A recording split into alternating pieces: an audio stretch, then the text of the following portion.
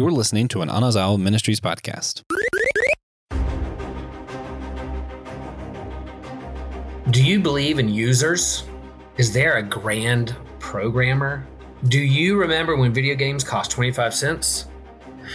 All great questions for today's episode. Hello, fellow systematic geekologists. Welcome to another episode of Systematic Geekology. We are your priests to the geeks. In today's episode, we're going to go deep into those questions because by geekologists, what we mean is that we are those who go deeper into those things we geek out on. And so maybe we'll get so deep that we'll end up in a computer. I don't know. We'll see what happens. But today's episode is a listener request. So we put our feelers out there for our fans, our listeners. What are some things we haven't talked about yet that you'd love for us to geek out on and go a little bit deeper with? And so we had a listener, we had a fan say, hey, you need to talk about Tron. And there's some things coming up with Tron in the next couple of years. There's a new roller coaster in Disney. So, hey, what are relevant topics, especially when talking about AI and computers and are they going to think for themselves? Are they going to take over? All those things are relevant to our discussion. So I'm really excited to have this conversation around Tron. I have a deep relationship with this franchise. And so I'm excited to be on this episode with two super neat human beings. What we're going to do is we're going to share who we are and what we're geeking out on. And Elizabeth, I'm going to let you go first. Hello. Who are you? What do you do? Where are you at? What are you geeking out on? So I guess it's just been known lately, I am Elizabeth Pang Clyde because the host does not know what to call me. Every host calls me a different name, which is fine. I hear other people call you Pang, and then I know your last name is Clyde, I know your first name is Elizabeth, so I just started calling you Elizabeth, and I really don't know what to call you. So I find it very amusing. Some people call me Liz, and some people call me Lizzie, so I don't like Lizzie, though. EPC? Is that your initials? Yeah.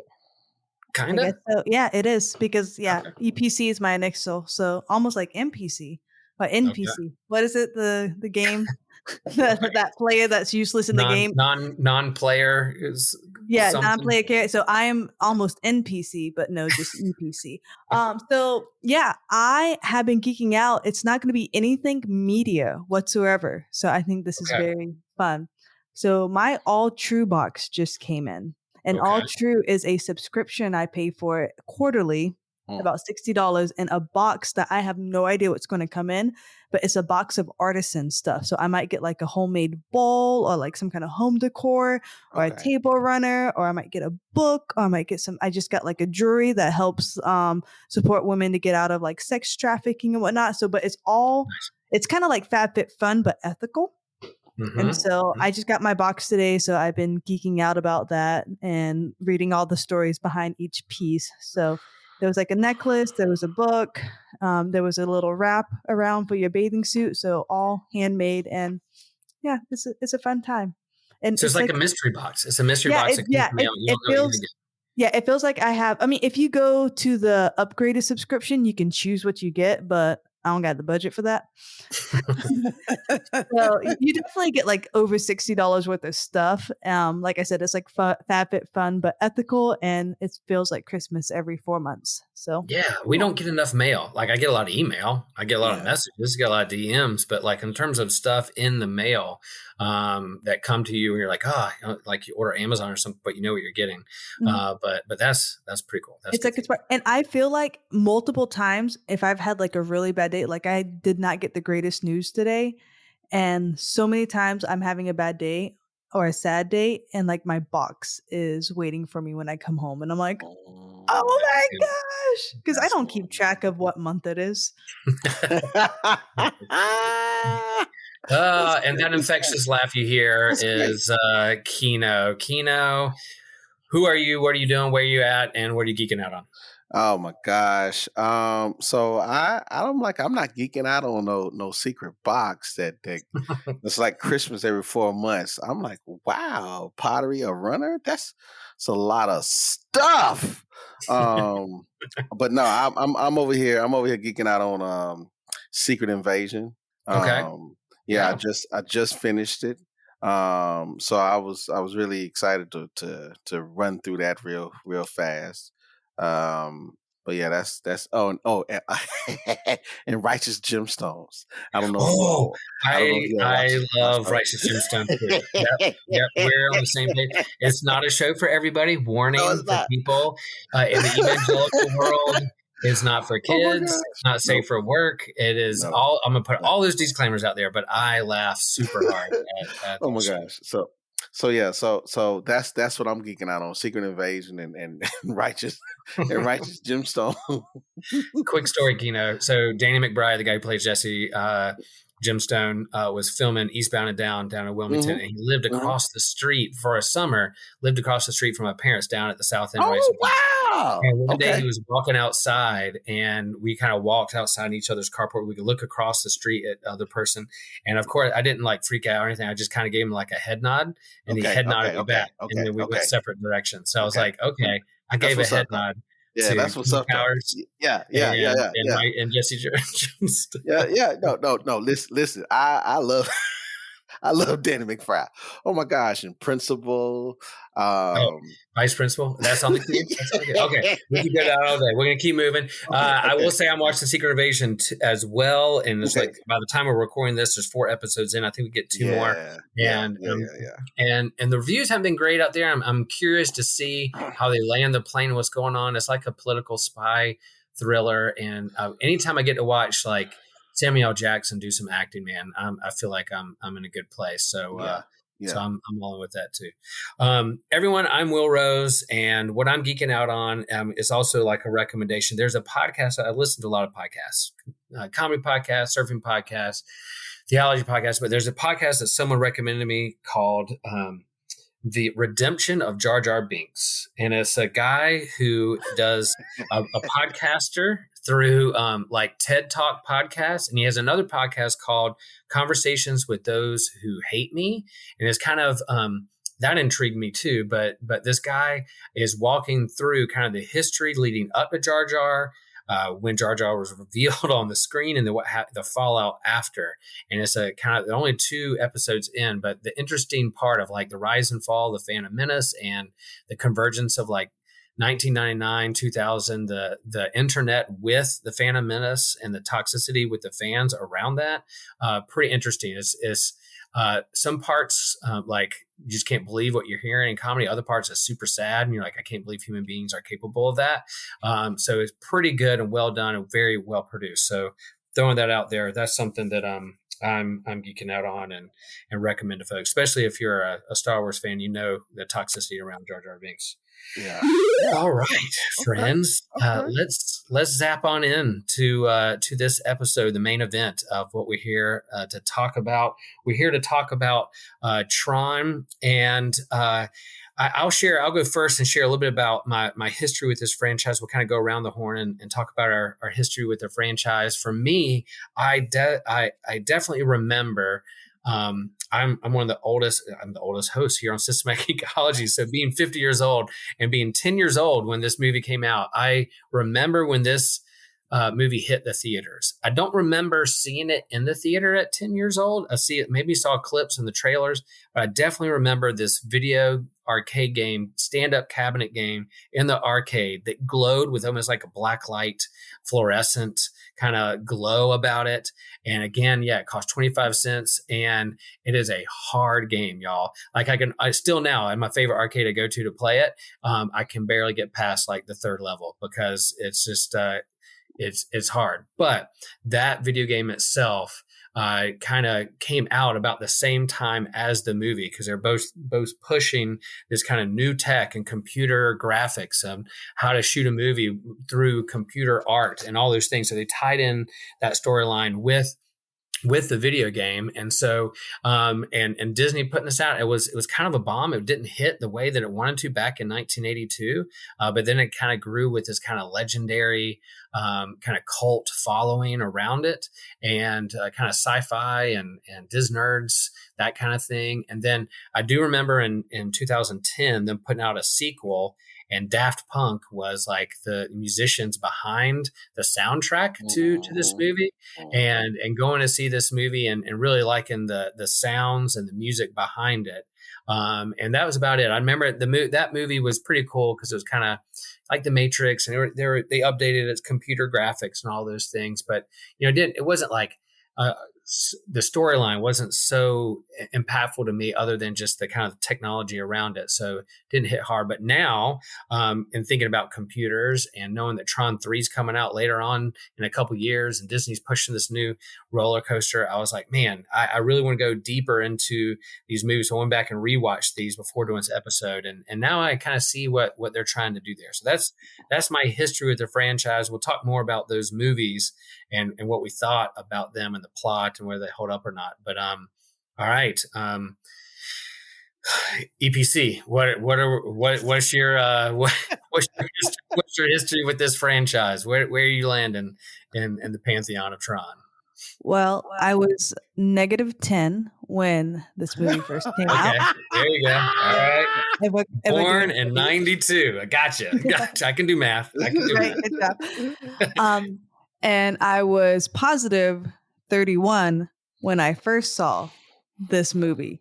So because when you asked us who loves Tron, I didn't realize there was an old Tron. I only knew Tron, not old Tron. Let's say, I don't want to say old. That wasn't the right word. I should have said the fine aged Tron, the original gangster Tron, I guess is a good Retrotron.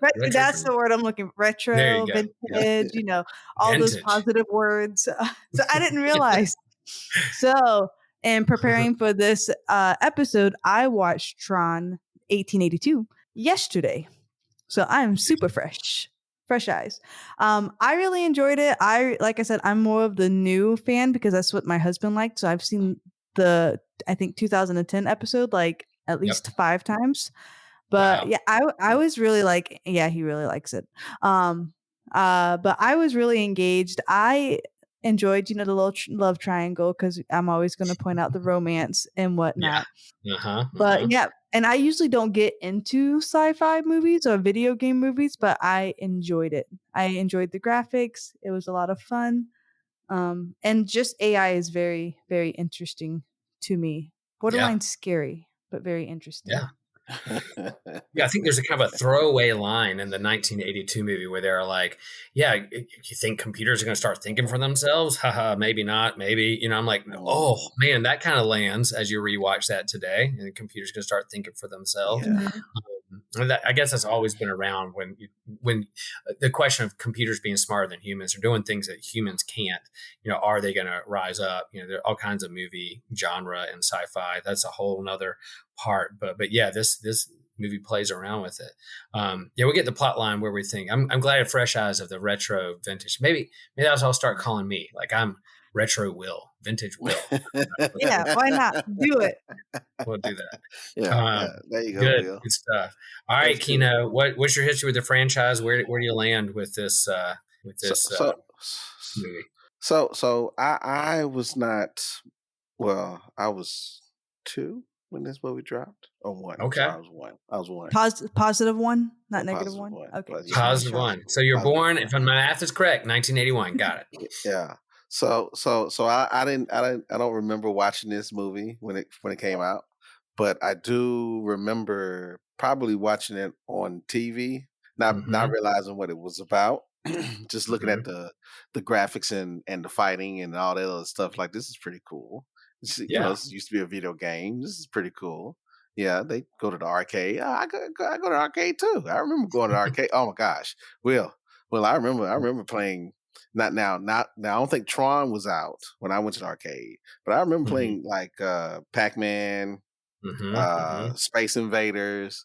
We talking like the old school Pizza Hut. Yeah. So listen, the history of video games. They used to put video games in like gas stations and Pizza Huts and restaurants. Like out from the corner, they had these stand-up cabinet games that you could just put 25 every. Yeah, my mom would pull up and get gas, and I'd see a Galaga machine in the window, and I'm like, "Can I have 25 cents?" And I go run in and play while she's waiting for me to get done playing this game. So those games were all the arcades, and you talking about the The Last Dragon, you're like, yo, we used to have to go to an arcade to play games. We didn't have it on our phones. We didn't No, have it like on no, our no, computers and TVs. We would no. have to go to a specific place Yeah, to do that. Yeah. So you yeah, remember that stand-up video arcade game and going and see the kind of the glow of that game out yeah, there. yeah, Yep. yeah. But I do remember going and watching this movie in the Tron Legacy when it came Mhm. out in 2010 in movies, and that Yeah. was, man, that was an awesome movie. Like, it was like, Mhm. wow, this is, I believe that was a good uh a good update to Tron, Mhm. and Mhm. bringing into the future, I should say. Yep. Yep. Update some of the stuff they were trying to do then that they were able to do with this one. Um, and then I'm also a fan of the Disney XD Tron Uprising cartoons that came out. Yeah. So I'm a huge fan. I'm a huge fan of Tron. Nice. Yeah, just kind of run down what's out there with Tron. It's kind of a sneaky sci-fi Yeah. genre. Like, it's out there, and it's trying real hard to push into like mainstream and be at the top, and they keep trying. Disney keeps trying.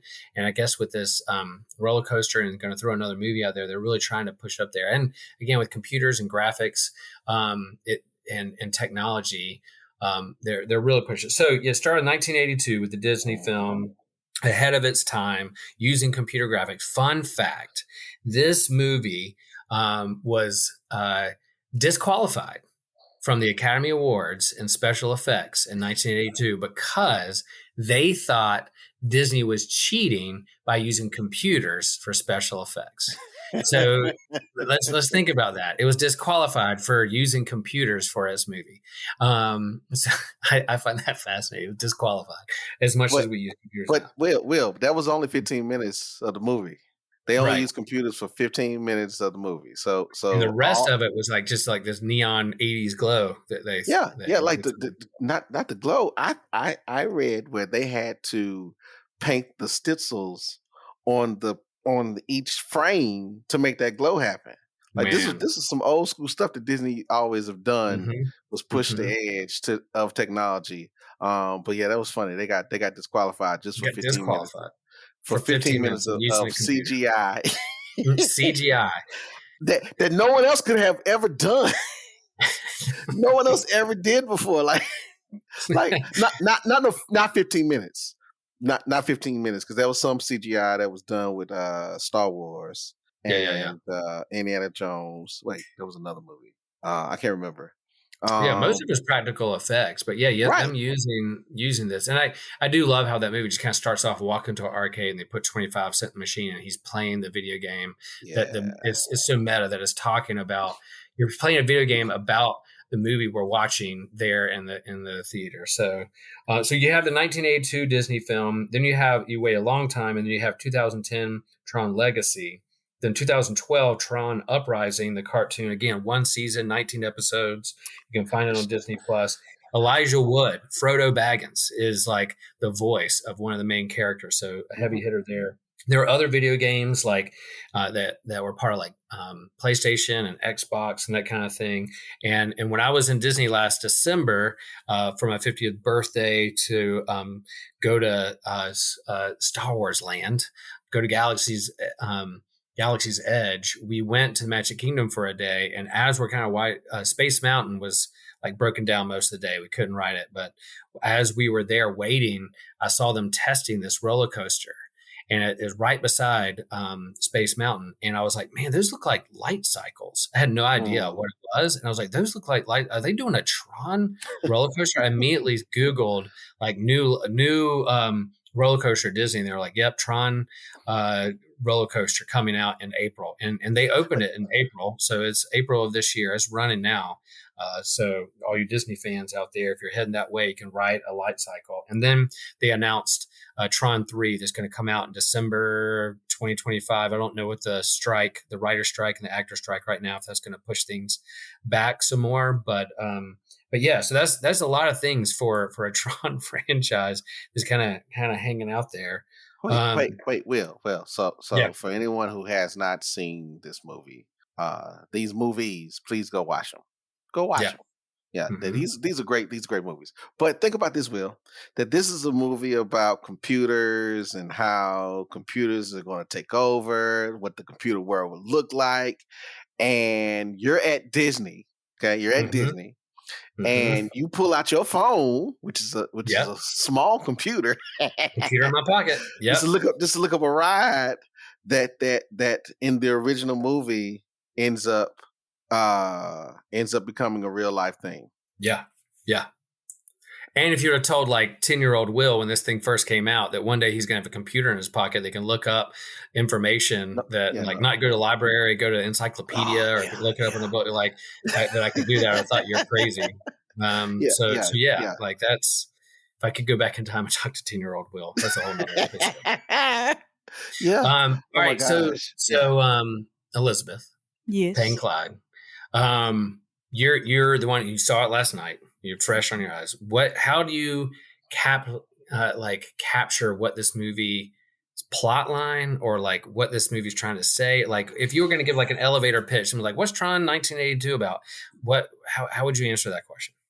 So for some reason, I just thought of how like when Wreck-It Ralph, number 2, kind of got to like go inside. So I saw a lot of like similarities with that. So it's just kind of fun. Like it's like, oh, like especially when you create a character, or you create like some kind of code. I'm not really big into coding. I took like website design, so like I'm familiar with how you input code and this happens, and I think it's really cool. But it's kind of like fun to think about your code having a personality, and this is almost like a Tamagotchi type deal. Like my user wants me to do this, my user wants me to do that. So I'm like, oh, it's almost like if video game characters had a personality. So I really enjoyed. His name was Ram. He was like, oh, I was helping people with their like not insurance, but kind of like building for their retirement and whatnot. And it was really satisfying helping people. So like his personality was created from his user. And I know we're gonna get into a little bit about users down the road, but it was just kind of fun, like thinking about if I was Tron is kind of, this would be what it would be like inside of a computer. And so I think the whimsical of that kind of, even though it's sci-fi, it's almost like RPG game. Yeah. And that is kind of what had me entertained through the movies. Again, it's way ahead of its time in the technology that it uses. But yeah, it starts off with someone playing a video game, and us playing video games. What it would be like if we were inside the video game, and what it would be like if we could actually be in a simulation like that. Which again, there's thoughts out there. Maybe we are in a simulation. We'll talk about that in a little bit. But yeah, it starts off with a video game, and then it immediately goes inside the video game, and you have like somebody being like a prisoner. A program being held a prisoner, and he immediately goes like, what does he say? He goes, yeah, my user. He starts referring to this user, and his guards or the police are like, oh, another religious note. You don't believe in that, dude? And he goes, well, if I don't have a user, then who wrote me? How did I get here? So there's this existential question about like, if I'm not here, then who created me? What's behind all this? What's beyond this computer itself? If there's not someone who wrote it or created it, this divine watchmaker, divine computer maker kind of thing.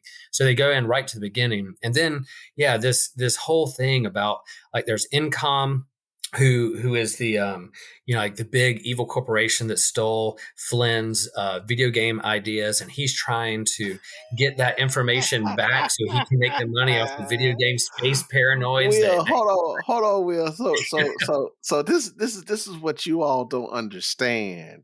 That there was a world where technology was only accessible at this time for government and big companies, right? Like we talk like big computers, and like really like these computers, even in the 80s, were huge.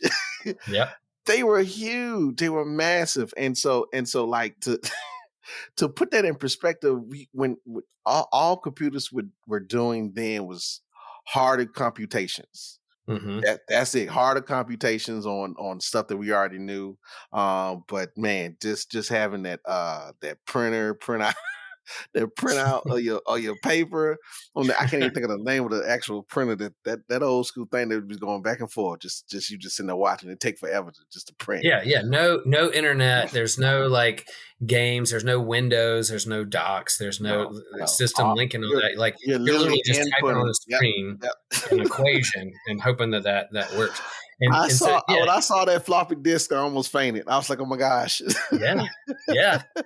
Oh my gosh. But then the movie goes into, and I think, it flirts with some of this movie, 1982, and 2000. I think flirts with this idea of like, who's the program, who's the user, religious idea of like oppression and liberation and even incarnational. We'll get to that in a minute too, like incarnational theology of going into something and redeeming something that you created to draw it out. But in the midst of that, they really hone in on the tech and the gladiator games and the music. There's almost like this horror music element to it that rings out. But yeah, as he's inside this computer, this program, the Tron is almost like a side character. Flynn's like the main character, but then you have Tron, which is like the security system that's almost like, prophesied to liberate from the master control and do that. So they're scared of this Tron person, but in the middle of it, they have these gladiator games with light cycles, these discs, they go back and forth, these like tanks, these flying space paranoid things that I guess Flynn created too and was stolen from him. So all that is kind of very layered on top of that. And then at the end, they it builds up to kind of, they have a purpose, they have a mission, they save the day. Spoilers.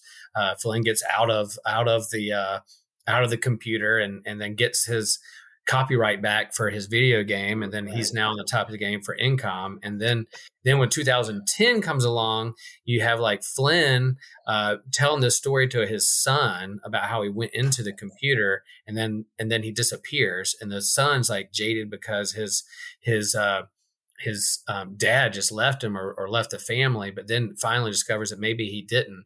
And again, there's this element of all right, we're going to push the tech. If 1982 pushed the tech of like computer graphics and CGI, 2010 is now pushing like the de-aging, making a young Jeff Bridges. Way before Star Wars was doing it, Indiana Jones was doing it. You have a young, almost like Polar Express looking Jeff Bridges looking at the screen, which is a little distracting, but I saw what Disney's trying to do there. All right, 2010 movie. Elizabeth, you've seen this a few times. Kino, you've seen it. What is happening there with legacy? All right, we have Tron, then we have legacy because we have generational legacy. What's going on? Yeah, so legacy picks up where Tron leaves off about 30 years later. Right. And so now Flynn has his son, Sam, and Sam discovers his dad's old school arcade because that was a dying thing. Mm-hmm. Oh gosh, it's not retro and vintage yet because I have an arcade here in town that I go to. Yeah, weekly. It's not cool yet. It's not cool yet. The millennials hasn't come to bring it back yet. Don't worry, they're coming. Right. Yes, 2010. We got 10 more years, and the millennials. We'll bring it back. Yeah, but it's then taking it where he goes and finds out his father is still well, not alive, but everything he was saying was true about this computer world. And come to find out that not only is there a computer world, but the computer world created life. Life evolved. Bam. Well, it depends on what you believe. Is there a Big Bang? That's a whole nother podcast episode. But no, but then you still have Tron, you have Clue, and you got Flynn, and you have Sam, and gosh, what's the Cora. Yeah, she's the ISO. She's the ISO that he created to have this other kind of leveled up kind of computer being, played by Olivia Wilde, who's like another kind of computer program being that Flynn created. So yeah, you have the ISO Cora, who's part of that. But you have this world where the programs are just seems like it's very archaic because there's all these gladiator games, and you have the police state, Yeah. and then Mhm, the mhm. purging and the genocide. All those things are there. You're completely right, and I think that's some of my frustration. I really want to like this franchise a lot. I want it to be up there in like my top 5 franchise of all time. I really want to like, but I think where it falls a little short for me is that it like flirts with those ideas and goes just to the surface, but doesn't go deeper in all of them. It gets kind of lost with this kind of heavy monologue, dialogue stuff between characters. We're talking about other different things other than that, but also like the technology and the graphics and the special effects and the gladiator games. Those are cool to watch, but like there's also I wish they'd gone a little bit more, because yeah, you're right. There's genocide, there's a police state, there's a dictatorship, there's a longing for redemption. All these themes that are there with a lot of big franchises within our own scripture, within our own lives, like these stories that we really connect to. I really wish they really hone in onto that and go a little deeper, but they kind of just flirt with it at the surface, and they're like, okay, cool, we're gonna like go over here and show a cool building and watch the spaceship kind of slowly move through the atmosphere really slow for a while, and then I'm like, how long is it going to take for that thing to get there? So those are some of the things that like I really was hoping to go deeper into.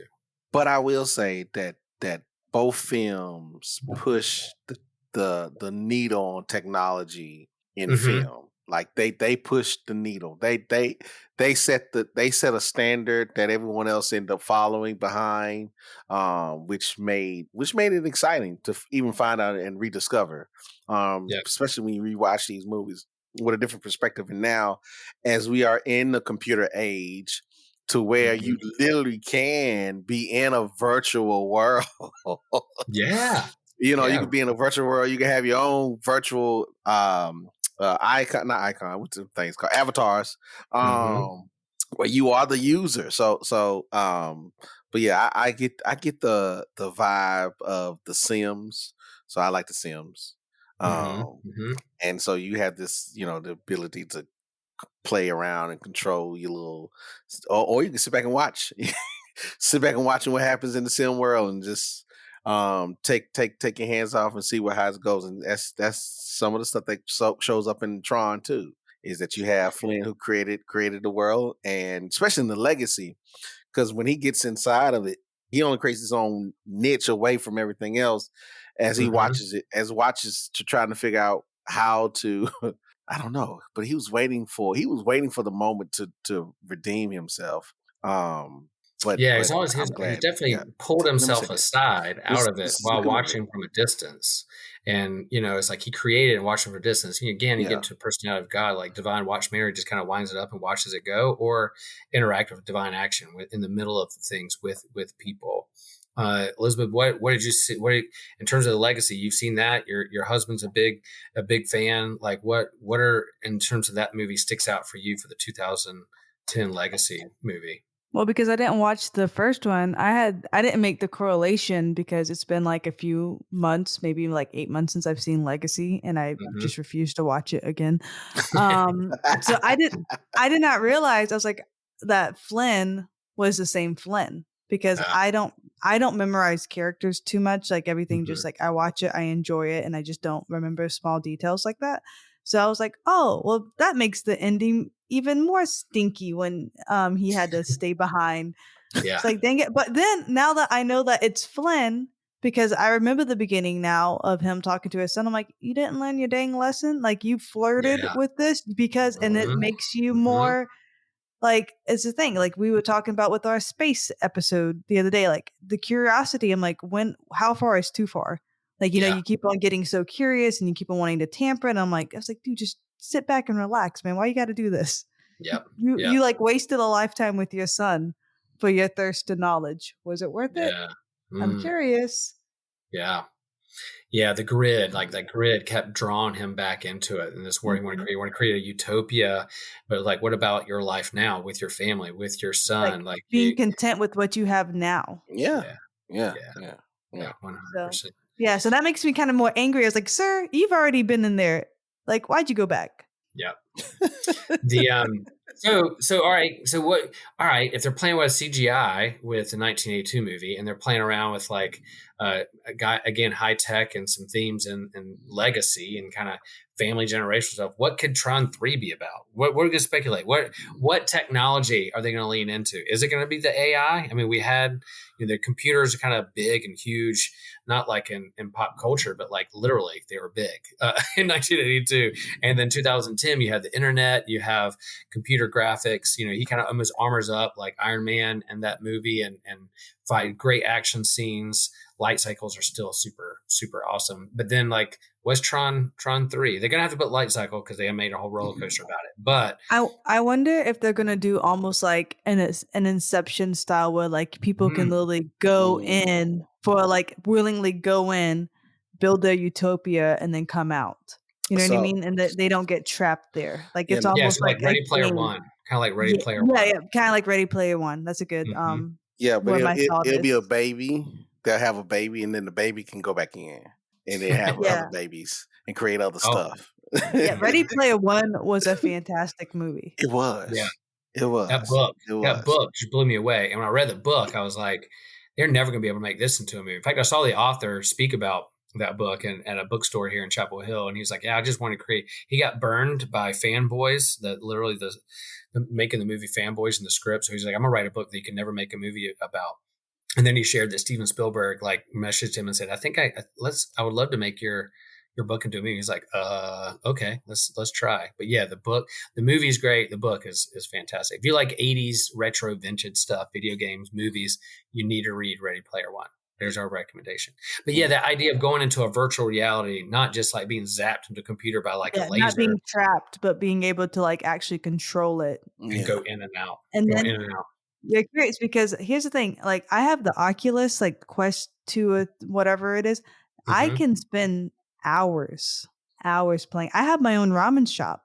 Do you know what I do? I just serve ramen to customers, and it's so therapeutic. I bow to them, like I do all this stuff, and it's just it was $15, and it's so fun. I'm like, could you get some ramen? But I can do it for hours, and wow. No, I agree. I too have an Oculus too. And so I'm a huge fan of Star Wars. So I'll be in there just with the lightsaber and using the Force to grab stuff. Oh yeah, husband's and then the Walking Dead one, Oculus Walking Dead. If you want some nightmares, oh yeah, I can go in there and kill zombies. We be stabbing them. No, thank you. No, thank you. No, thank you. See, Vintage Will, you know what he does? He doesn't have an Oculus. He still goes to the arcade down the road and puts 25 cents in and plays Tron and Donkey Kong. That works. That's you cool. gotta do what you gotta do. Yeah, no, that's cool. That's cool. No, but I feel you that you can in the VR world that like this was I totally forgot. I didn't even think about this until you said something. Like literally, I remember recently, maybe about 3 months ago, I had found this Virtuoso game where you can be a conductor. Oh my gosh! First, I'm a band head. I played the saxophone, so I was a drum major. Cool. So I assume train conductor. I'm like, wow, you really like trains, a conducter. But no. There's so many options. No. But I was in there just doing this. Oh, that was awesome. And then have the crowd. My kids look at me like, "Why are you bowing?" Because there's a crowd behind me. So you have to bow. You're taking your take a bow. Take a bow. Right? You deserve it. Yeah. Well, as fast as technology has grown, let's say since 1982, and then even since 2010, and then even over the last like year and a half, and then I can't imagine like in 2025 what the movie is going to hone into. Of course, computers aren't going anywhere. AI, the talk of like VR, Ready Player One kind of style video game going in and out of worlds and creating your own world. Those kinds of things are going to be there. So I am curious and anticipating with hope that they'll do a good job with Tron 3 to make me want to go ride that roller coaster But I'm curious if Tron 3 is going to lean back into kind of this religious themes that are there, because again they keep lifting it up. They call people religious nuts. They talk about users and programming. Again, user is a different kind of word in 1982, I guess now, like we're not being used for something, but like those who use the machines for a tool, and then those programs that are the tools that they're being used. So like, so that kind of dynamic and relationship with the programs within the machine and then those beyond it are playing around with that. And again, someone sent me today, I had a church member send me today an article about someone's new theory about like, are we literally in a simulation?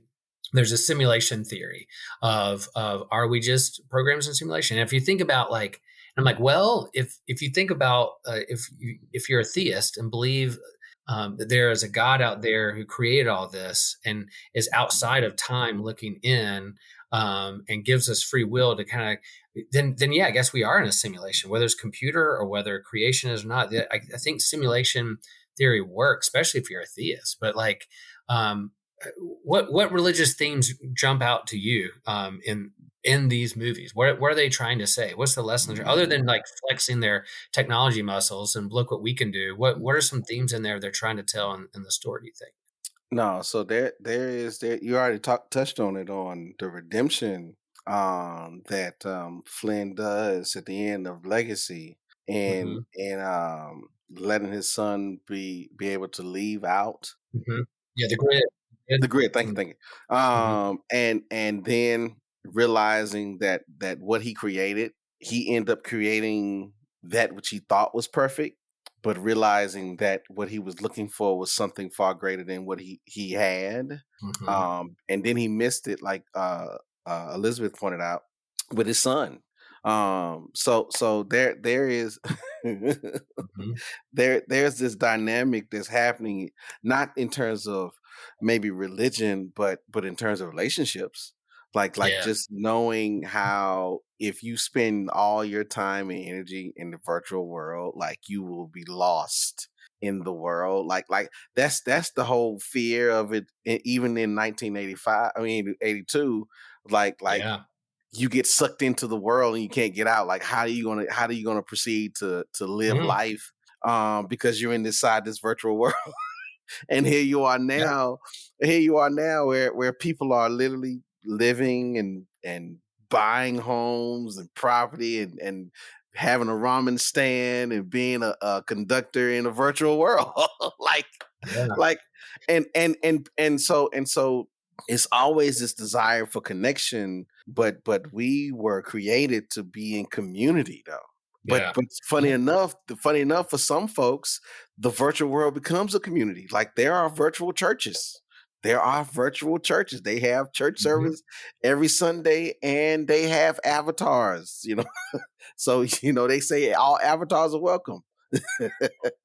Yeah, that's crazy. We have an online, we call it like our online campus for church, but we broadcast our church online, but we always encourage like, hey, if you're local, like make sure you attend like a local campus, get connected to the body, get connected to your community, because gosh, if you slip and fall, like who are you going to call to help you? Like your avatar friend in Japan? I don't know.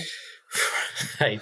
Yeah. Our church has an online presence too since the pandemic, and I have some very faithful members who that's how they worship with us. Yep, and they have not come back. They are perfectly content watching online. Right. And that's okay. That engagement is a different way to engage, but I do.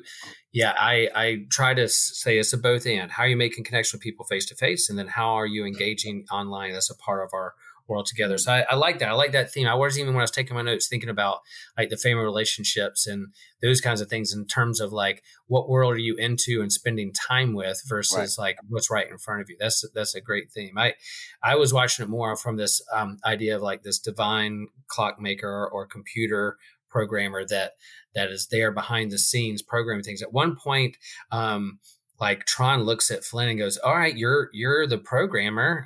You made me. Like, you got a plan?" And he's like, that's not like how it works. Like, yeah, we have some free will here." And he's like, "Yeah, I wrote some programming," but they even like almost flirt with free will or fate or predestination or like pre-wrote program. But then they move right on to the next thing. I was like, wanted to go there a little deeper, but yeah, there's stuff there. And this incarnational theology of someone being outside of this world, being zapped into it, and then becoming one with the creation that's there around and becoming, a program himself to then liberate it from the dictatorship or the police state or the oppression that's there, so they can be a free people. And there's even one part where they're like getting low on energy, and they go by this. I don't know if you remember this in 1982. This pool of water. They start drinking the water. Yeah. They start getting. I was confused. What was that? Because they called it energy. I'm like, what the frick is that? Is that drugs? I immediately, I mean, I'm the Lutheran that I am. I'm like, baptism, sacrament. They're drinking the waters of life. I went to drugs. You went to drugs. I went to waters of life. but it was like that was their fuel. That was their gas. That was the energy that they were soaking up so they can continue to move on. They found this oasis in the middle of this kind of like computer world. I was like, yeah, well, how are they energizing their batteries per se? It was a green mushroom in Mario. Exactly. Always. That's what they're doing. I immediately went to baptism, but drugs, food, ramen stand. They're getting their sustenance from something. Other themes there that I don't want to miss out. I'm sure our listeners will like chime in and say, "Oh, you missed this detail," but I found it. It flirted with those religious ideas of, are we in a simulation, grand design, grand designer, incarnational theology, but sacramental theology and the liberation, but then it didn't quite there's some idolatry too, like kind of like treating, like the master commander, like some of the other programs, like that's their god. Yeah. Right. And not the users, or if the users are like their idol almost. And then even in the Tron Legacy type deal, like the guy wants to be, you have like almost like the between good and evil, which god are you going to serve? Are you going to serve the fake Flynn? Are you going to serve like the user Flynn? So a little bit of that going on. That's good. The fake Flynn that looks young, but he's not really young, that looks like he's from Polar Express, or the real one who made it all, who's there with you side by side. And then in Legacy, when Flynn comes into what was the I want to call him the Mayor of Engineering because my mind goes to the Matrix. But the little dude with white hair, he looked like Zeus. They went to Zeus. Thanks, Zeus. Yeah, yes. Zeus. So when Flynn came, like everything stopped and changed. The whole atmosphere changed as soon as he got in there, and then he was able to, because he was a creator, he was able to manipulate the world. Even the music changed. The music changed. Even the user was able to save like that. I can't think of her name, but was able to save and reprogram and recode. So he was able to be like almost like a savior in that sense too, if we're looking at religious aspects. But then we also see where even when, quote unquote, when programs died, they were repurposed. They eventually were repurposed to become a part of the army because they no longer had quote unquote free will. Because they were falling under the influence of Clue, who was trying to create a perfect world, only to do that which he thought was right, to then find out it was useless all along. Yeah. All right, it may be deeper. It may be deeper than I thought. Those are great things. I hope in Tron 3, I hope they continue to push the technology and what we can see on the screen, what they can do with that. I think a part of not trying to be, but this is the times that we live in. I think that the current strike with the writers and the actors, and that we are going to an AI world where these studios could have created, because we see how in Tron Legacy they made Jeff Bridges look younger. Like if you was in the movie in 2010 and you saw that, you was like, what? Wow. What am I doing? Yeah. You was like, this is cool. Like this is what, but you would also be scared. But to see that, to then see what has been happening with AI and how they've been able to push the needle and create things and recreate things and reimagine people's images and those things. And so like literally you can have an AI to create a whole story script and shoot it and film it and release it. You don't need anyone. Today, my someone asked my husband, he was like, how did you like who wrote all those devotionals for this series? Because he had the idea. He's like, what if we for every new series have a day-by-day devotional in the app so they can, get more resources, not just on Sunday. Yeah. And we're going over Ecclesiastes. So Mhm. in his AI program, literally wrote Ecclesiastes devotional Oh yeah, no. for like X amount of days, and he picked the ones, and people are like, and they're like super like just little paragraphs just for them to like kind of have like a small devotion, something to pray about, and it has like a call to action, and AI wrote it all. But I will say, so I don't know, like I think AI can think quicker than us. Yes. Because that's how they're programmed, but I'm curious to see how it's going to go because we still have to write the code. We still have to give them the direction. Right. Or Exactly. if you would have just said, give Bible devotion, like they could have done any kind of like religious book, or you know what I mean? So he still had to give the guidance. But then he said, there was an album or something. They were able to have a dead person on the album because they used old recordings or something like that to harmonize with the new. So I think that's more scary than AI. You can literally replace jobs, and like, what is that going to look like for our economy if we can now use computers to do all of this stuff? And that's why the strike is happening. These actors and writers first, were like, hey, not only the streaming services in terms of the payout, what's happening with a lot of streaming things, but also like some of the AI stuff that's going on. It's going to affect everybody, and so we need to think about this and stop for a second before we start. Let's stop and think about this. Whether we not just if we can do it, but like how to do it and should we do it, those kinds of things. So that's all great stuff. And again, with the chat GPT, that it's just a faster internet. It's pulling from stuff that's already created. It's not thinking for itself. It's just pulling from what is already out there. Yep. And so it's like there's a reason why college professors back in the day wouldn't let students use Wikipedia because it's a collective, group of writing these things. But ChatGPT is just pulling the stuff out of nowhere. So one day they're like, "Oh, what do you think Kino says about this?" Because he's on systematic ecology, so many episodes, it could pull from that and give a summary. And you'd be like, "Really? That's my summary?" He's like, "Yeah, those are some of the words you said for a split second. It's just faster." So. I hope maybe that movie maybe it doesn't want to go there because Disney's at odds with its own writers. Oh no, I think Disney's going to go there and well, first of all, not trying to be funny, but Disney is the evil empire. Okay, let's just establish that. Okay, those are fighting words with some people. We might lose listeners. No, but I love Disney. I love Disney though. I'm a huge Marvel fan. So that the fact that Disney bought Marvel, I was like, Disney got the money in the pot. Let's go, let's go. But anyway, but Disney is going to push. Is going to push the needle. And if what they have already done in the first two movies, and even with the cartoon, not trying to be funny, but the cartoon was even good too. It's good. I have been on over there. It's good. It's good. Yeah, it's like literally to think of that world in such a way to create that narrative like that. Like it. Anyway, So I think that AI will be a part of the movie, the new movie, the Tron 3. In what capacity, I don't know. But AI is going to be in it. AI might have created it. Who knows? Like you might find out at the end that the credits is like just a Disney property of Disney AI, whatever. You know what I'm saying? 3 words, 3 sentences.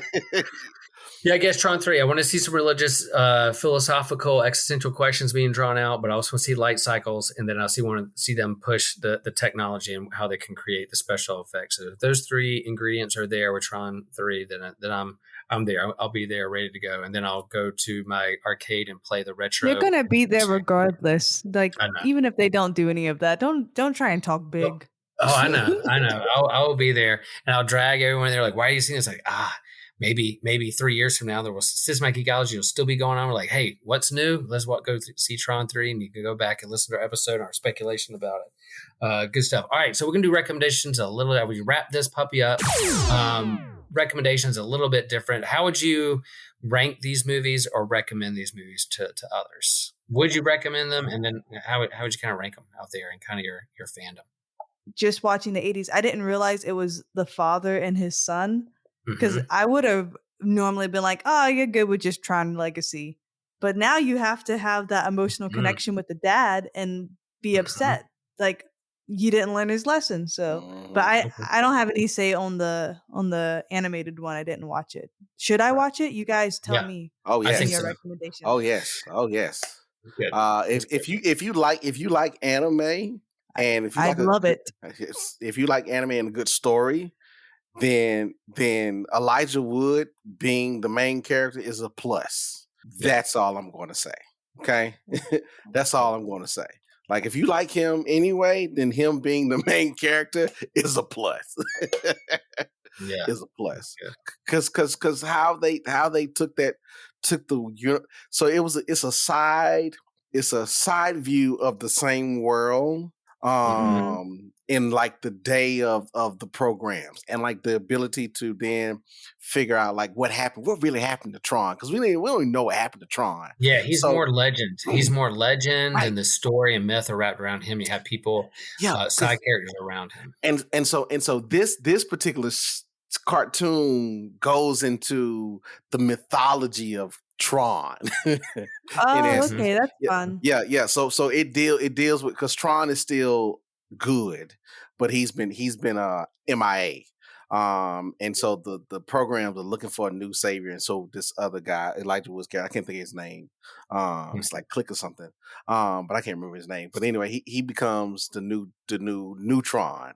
And begins to get the programs all excited for the fight, and that's why it's called Uprising. But that's Cool. yeah, so 19 Okay, episodes. That's a good yeah, good good. first yeah, season. no, that that deserves another season. Mhm. But I don't. It's But just if it ended well, because there's nothing more disappointing with a bad second season. There's no, no yeah, there's yeah, nothing more gut punching than like you waiting and you are hoping and anticipating and then you're just let down. yeah. No, So I'm trying to remember, because it's been a while since I watched the cartoon, and I'm trying to remember, because I think I watched it when it came out, because that's how good it was then. Nice. Um, I don't remember Well, how I'm they. sure they'll do something. I mean, it'd be interesting to see how they roll out their shows. If Tron 3 is a success and they want to keep, people hopping on these light cycles on the roller coaster, they'll do another animated series or something with it. They'll keep it. Yeah. So, so Kino, you recommend this to folks? You're like, hey, jump into Tron, jump into that program, see what happens. Yeah, like this is a fun movie. This is the first Yeah. one was. The second one was like, wow, this is this. So here's the funny thing. I don't know, because I'm not trying to be funny, Elizabeth, but you young kids just finicky about stuff. Like y'all don't appreciate classics, like for real. Like it's hard to keep my attention. I will say yes, that. and I'm like, oh my Mhm. gosh, like if the thing can grab you in 10 minutes, you're like, oh, this is boring.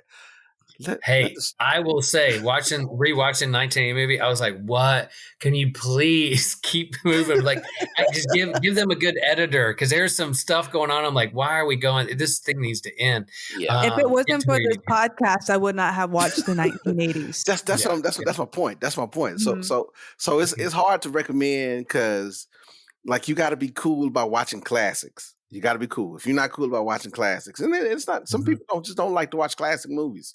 I get it, I'm one of those. and Yeah, no, I I get get it, it. because Yeah. I don't like black and white movies. I just don't want to watch those. I watch a few just cause, but I'm not a Mhm. huge fan of all of those. So Like I get it. even Stranger Things, like I don't like the nostalgia feel of it. But that's Mhm. what people love. And especially like now it's like popular with like millennials and whatnot. They're Mhm. like, ah, but like even then, like I'm like, okay, well, here it is. Yeah. So if you want to, here you go. I'll say it this way: if you're having a party with your friends, have it playing in the background. How about that? How about There you go. Tron, the first Tron, playing in the background? It is How eye about candy. Mm. It is yeah, eye yeah, candy.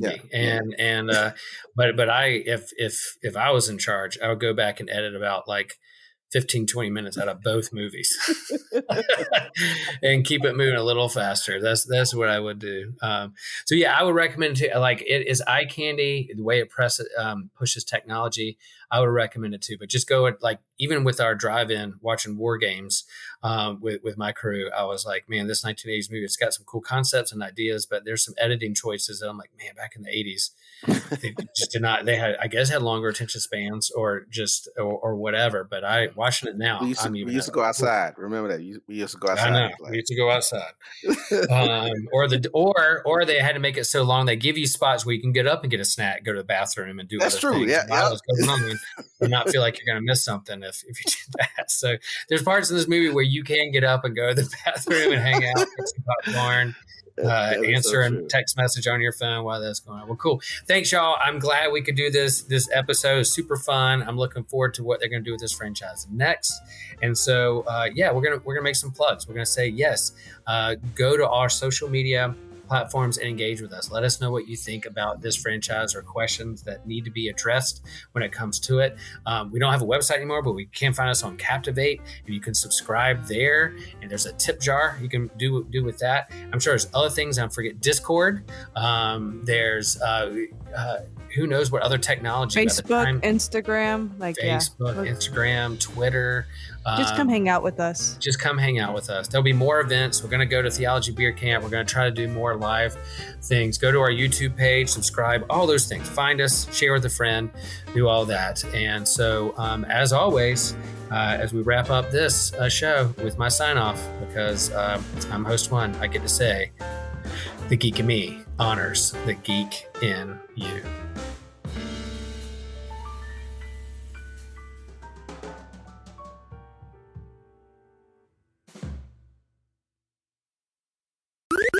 This was an Anazao Ministries podcast. If you enjoyed this show and would like to learn more about our network, be sure to check out the Anazao Ministries podcast network.